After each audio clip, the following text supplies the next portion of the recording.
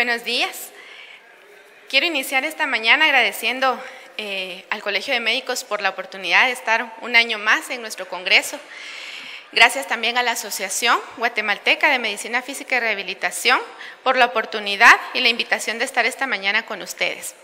Vamos a iniciar la plática abordando un tema muy importante: epidemiología de la discapacidad secundaria a violencia social. Como seres humanos, somos seres sociales, que por naturaleza somos seres pacíficos.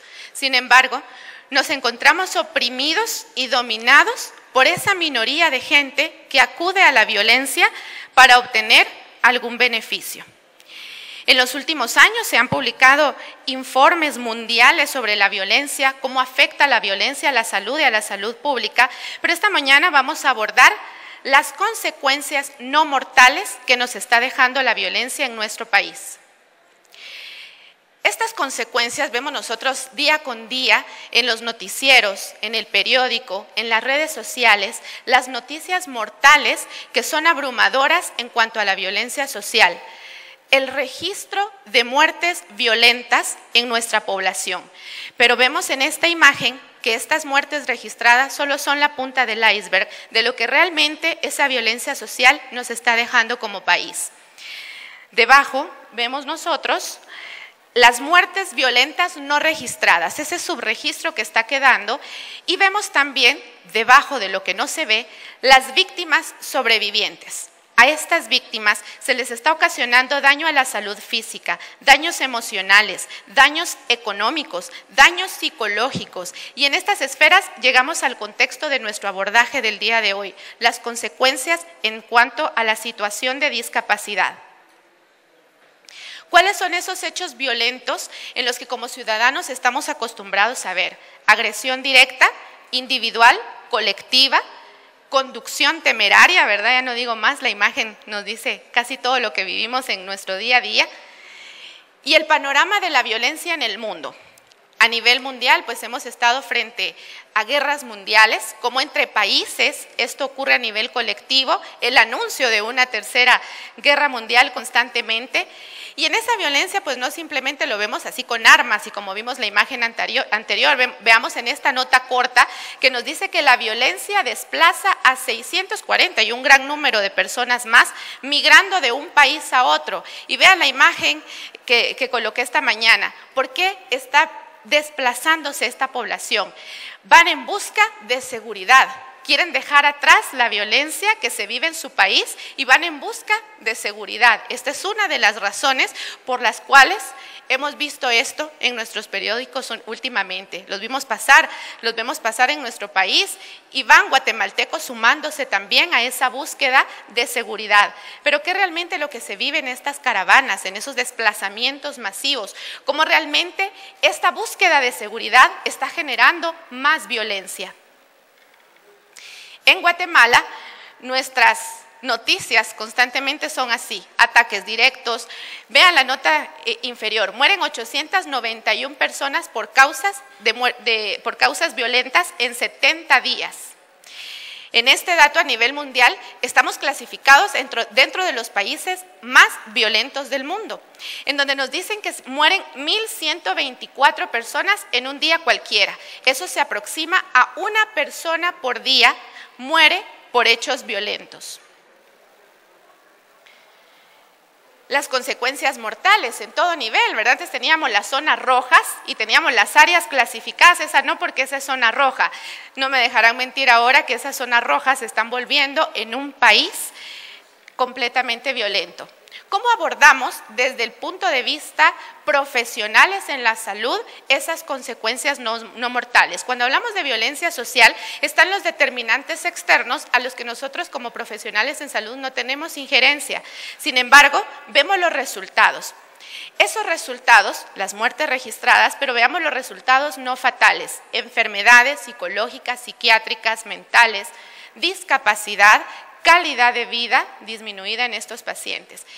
Quise hacer una perspectiva general de cómo vivimos nosotros los médicos los resultados no mortales de esta violencia social, iniciando por cuando recibimos esa víctima sobreviviente desde la emergencia. médicos en la emergencia, como los médicos antecesores nos recordaban, la calidad de servicio, inclusive en estas situaciones, nosotros queriendo buscar una calidad de servicio en estas situaciones, que en algunas veces son colectivas, ataques armados masivos y llegan una cantidad incontable de pacientes a la emergencia y que tienen que ser atendidos con la mejor calidad que el médico pueda ofrecer. En esa emergencia, probablemente estas víctimas sobrevivientes puedan ameritar cirugía, atención por traumatología, anestesia y un sinfín de especialistas. En la fase de convalecencia, vemos al equipo que interviene en su mejoría a esta víctima sobreviviente, todas las especialidades afines que puedan intervenir. Y en esta nuestra fase, que está en la etapa terciaria de atención a la salud, que es la rehabilitación, en donde medicina física y rehabilitación, como médicos especialistas, jugamos un papel importantísimo en esa rehabilitación, tratando de retornar al paciente lo más cerca que se pueda a su esfera laboral, social, psicológica que tenía antes de ese suceso o de ese hecho violento, apoyado por otros profesionales de la salud, como fisioterapia, terapia ocupacional, terapia de lenguaje, psicología, trabajo social, enfermería. Tras todo ese proceso, el paciente logró sobrevivir todas estas etapas, llegamos entonces a las secuelas. Estas secuelas pueden generar una situación de discapacidad. En estos vemos la condición de salud que queda remanente en esa víctima de la violencia social. Los factores personales que podía traer ya consigo esta persona y los factores ambientales, ese retorno a su trabajo, retorno a su familia, que puede generar entonces esta situación. Estas secuelas pueden ser temporales o permanentes. Temporales, pues va a regresar lo más cercano a la normalidad, y permanentes. De estas secuelas discapacitantes permanentes es el objetivo del abordaje esta mañana. Para poder hablar entonces de estas secuelas necesitamos saber cómo medirlas y como especialistas debemos conocer en qué lugar, en qué momento y qué profesionales pueden medir esta discapacidad. Como médico puedo yo hacer la medición de estas secuelas discapacitantes. Primero, el diagnóstico discapacitante, que no es el diagnóstico de los médicos afines que vimos anteriormente. El médico rehabilitador tiene su propio diagnóstico discapacitante, en el cual nosotros valoramos esas secuelas que vamos a tratar de rehabilitar, y si ya no se puede, pues las medimos como una secuela permanente. Estos grados de discapacidad los podemos medir utilizando instrumentos o herramientas de apoyo. Dentro de los instrumentos que como médicos evaluadores de discapacidad utilizamos están los baremos aprobados a nivel internacional para medir esta discapacidad. Otras herramientas de apoyo, aquí únicamente puse una de las más utilizadas, que es el test Judas, en el cual vamos a ver esta clasificación de la discapacidad. Después de toda la valoración, ya hicimos una evaluación adecuada, completa, integral del paciente, por lo que nosotros podemos ver esta clasificación de los grados de discapacidad. Desde una discapacidad nula, es decir, el 0%, hasta una discapacidad muy grave, 75% o más, que puede estar relacionada a estos hechos violentos. Y Judas, esta herramienta, me lo clasifica de una manera similar como una discapacidad leve, moderada, severa o extrema. En el marco de la seguridad social en nuestro país, contamos con acuerdos en los cuales se establecen dos tipos diferentes. Utilizamos todavía la palabra invalidez, aunque es un término obsoleto, pero sí continúa vigente en el acuerdo. Entonces tenemos los dos tipos de invalidez para estos grados de discapacidad, una invalidez total o una gran invalidez. Esto es desde el marco legal del Seguro Social. Entremos entonces de lleno a la epidemiología de la discapacidad en Guatemala. Datos que mencionaba la doctora Patricia Rosales con mi anterioridad. En la última encuesta, en la segunda parte de la ENDIS en el 2016, nos indican que el 10.2% de la población guatemalteca tiene algún tipo de discapacidad. Esto es decir, 1.6 millones de personas. La prevalencia fue mayor en la región central, en la región metropolitana, Es decir, 1 de cada 3 familias guatemaltecas vive al menos con una persona en situación de discapacidad. Esta prevalencia varía desde la niñez, adultos jóvenes, adultos mayores, siendo la mayoría en los adultos mayores, en un 26%. Los datos de la INE me indican que hay personas que pueden padecer esta discapacidad secundaria a causas congénitas, enfermedades comunes, accidentes laborales y de tránsito. Sin embargo, la encuesta es muy clara en este último apartado, tomado literalmente de la encuesta, en donde dice que la ENDIS no midió el impacto que tiene la delincuencia y la ola de violencia que azota el país para la generación de alguna discapacidad, puesto que esto no era el objetivo de la encuesta, entonces no tenemos estos datos en esta encuesta. La violencia en Guatemala. Pues esto sí lo vemos más frecuentemente en los noticieros. Vemos cómo Guatemala posee la mayor tasa de homicidio en Centroamérica.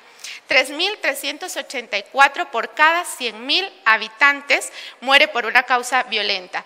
Guatemala es seguida por El Salvador y Honduras, que presentan niveles de violencia que se han considerado superiores a Colombia. La tasa de muerte, este dato me llamó mucho la atención en la Secretaría Técnica del Consejo Nacional de Seguridad para el 2017, en donde nos indican que para el 2015 y el 2016 hubo un descenso en la tasa de mortalidad por hechos violentos. Es decir, en el 2016 tuvimos 27.31 en cuanto a la tasa, este indicador. Pero en el 2015 fue de 29. ¿Será que redujo la violencia del 2015 al 2016? Uno de los múltiples factores a considerar es que no es que tengamos menos violencia, es que hay menos gente que murió por esta causa. Quiere decir que tenemos más sobrevivientes y probablemente más personas con secuelas discapacitantes por estos hechos violentos. Entrando de lleno a este binomio de discapacidad secundaria, violencia social, nos topamos con el registro, un subregistro directo en cuanto a estos dos aspectos importantes. En casi todas las estadísticas a nivel epidemiológico se toman en cuenta las dos anteriores, pero este binomio está muy poco relacionado en nuestro país. En el año 2014, en el INACIF, se reportaron 4.446 homicidios, de los cuales 3.756 fueron cometidos por arma de fuego y arma blanca. Sin embargo, de este dato no se registra la cantidad exacta de víctimas ni sus secuelas, debido a que no le dan un seguimiento. Pues sabemos que en el momento del hecho violento vemos cuántos quedaron en el lugar sin vida y a cuántos se llevaron a los hospitales, pero muy pocas veces nos enteramos de qué pasó con estas víctimas sobrevivientes, por lo tanto no está registrado como tal. Consideramos en algunas estadísticas que este comportamiento de las víctimas pueda tener un comportamiento similar a lo de los homicidios, más o menos para darnos la idea. En el Hospital General San Juan de Dios obtuvimos, gracias a una fuente facilitadora, la atención general del Departamento de Medicina Física en esta entidad, en donde se evaluaron de septiembre del 2017 a septiembre del 2018, 6.582 pacientes. De estos, 2.703 fueron por accidente. Estos diagnósticos más frecuentes fueron fracturas, trauma craneoencefálico, quemaduras y relacionados a violencia social registrados en el lugar, 47 por herida por proyectil de arma de fuego y 9 por arma blanca.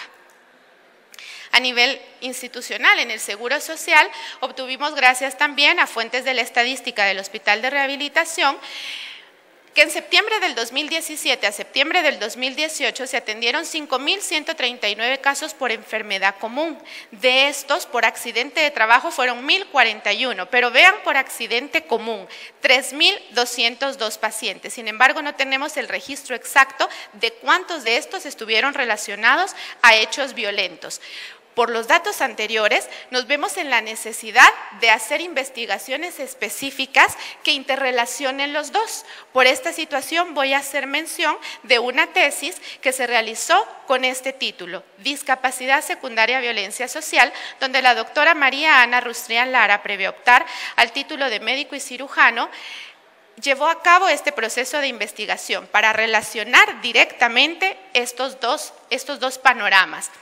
Como resultado general, en un mes en el Departamento de Medicina Legal y Evaluación de Incapacidades a nivel nacional, el único departamento reconocido para la valoración de discapacidad a nivel Guatemala, en donde valoramos día con día estas discapacidades. En un mes se atendieron 286 pacientes para valorar una discapacidad. De estos 286, 73 estuvieron expuestos a violencia social, los otros en su mayoría enfermedades, principalmente pacientes masculinos, y los diagnósticos que vemos más frecuentemente son asociados en estos datos únicamente: discapacidad valorada secundaria a violencia social, pérdida de la función del aparato locomotor, principalmente secuelas como paraplegia o cuadriplegia, entre otros, amputaciones de extremidades, extremidad superior, extremidad inferior, pérdida de la función de cualquiera de estas extremidades también.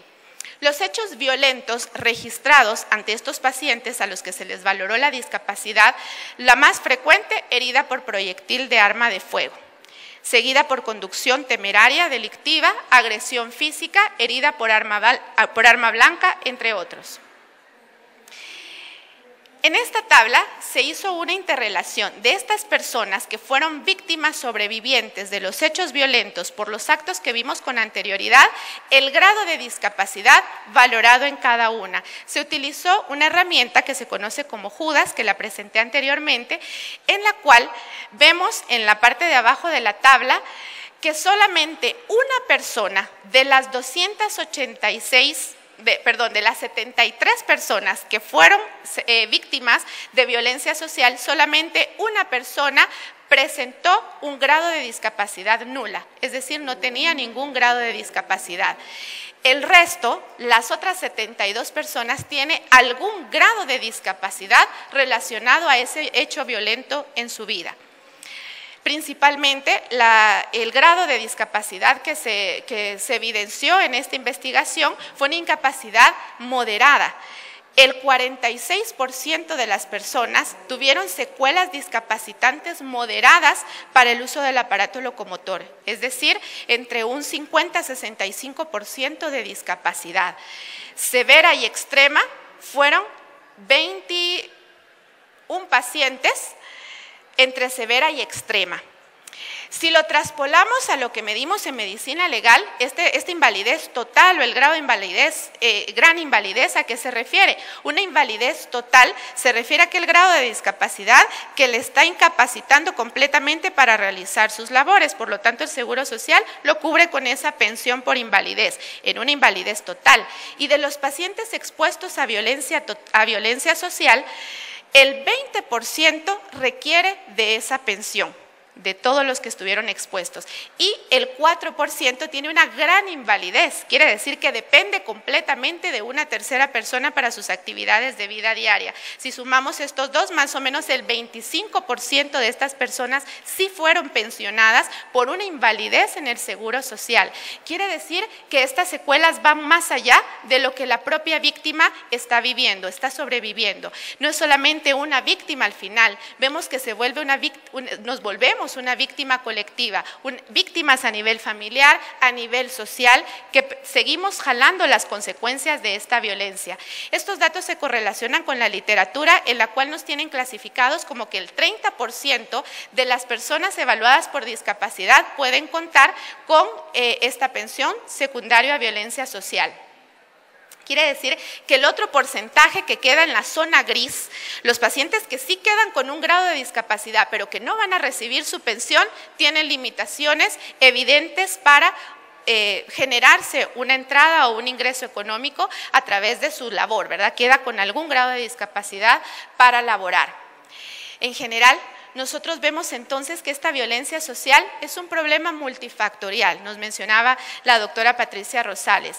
A lo que no podemos tener ninguna injerencia es a lo que está afuera. Estos datos nos ponen a la luz y en una luz roja lo que como médicos estamos viviendo, cómo nos tiene de rodillas, no solamente como pobladores, sino como médicos, estas consecuencias que estamos viviendo de la violencia social.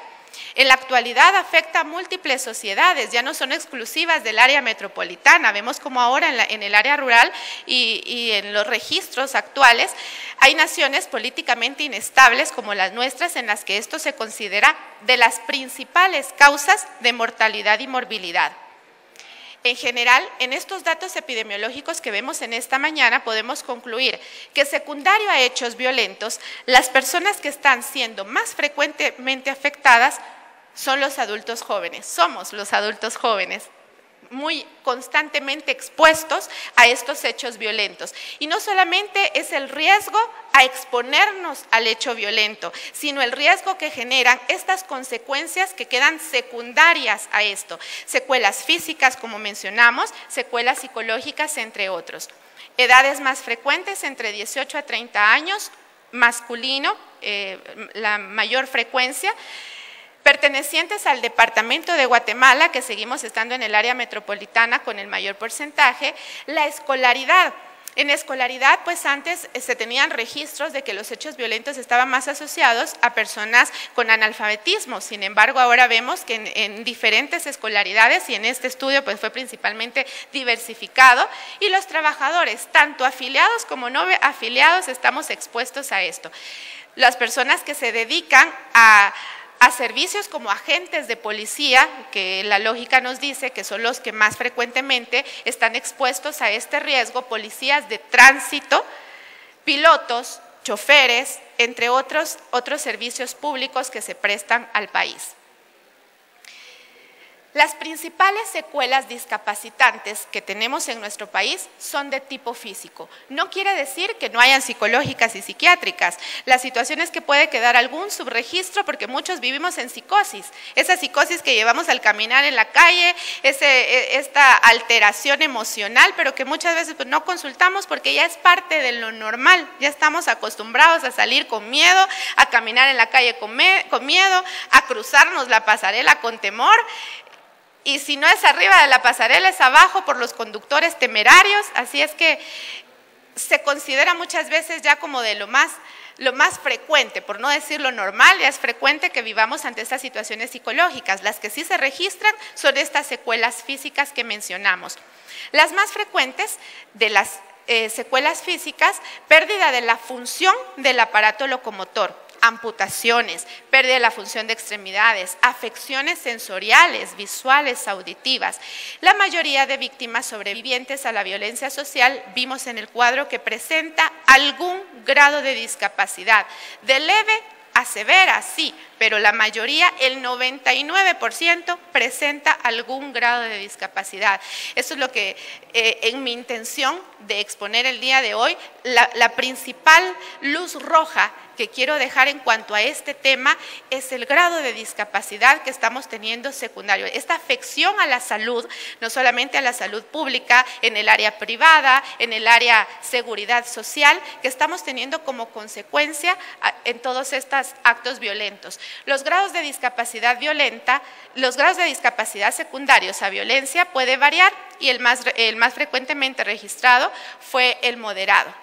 Recordamos entonces esa primera diapositiva en donde hicimos mención que lo que vemos día con día en las noticias, esa mortalidad, estas personas que pierden la vida por estos hechos violentos, ahora comprendemos cómo solamente es la punta del iceberg. Si eso nos parece escalofriante, si una nota del periódico en primera plana que nos dice muere 290 personas por hechos violentos en 2 días, nos parece escalofriante, solo estamos percibiendo la punta del iceberg de lo que realmente nos está dejando la violencia social como país, todo lo que aparece en la parte inferior.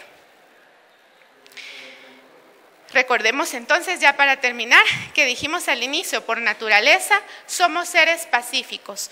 No perdamos esa idea de que somos mayoría y que estamos siendo oprimidos. Sí, nos vemos de rodillas muchas veces ante esta minoría que está tratando de obtener sus beneficios por estos hechos violentos, pero como pobladores, como médicos, como seres humanos, somos por naturaleza seres pacíficos. Muchas gracias por su atención.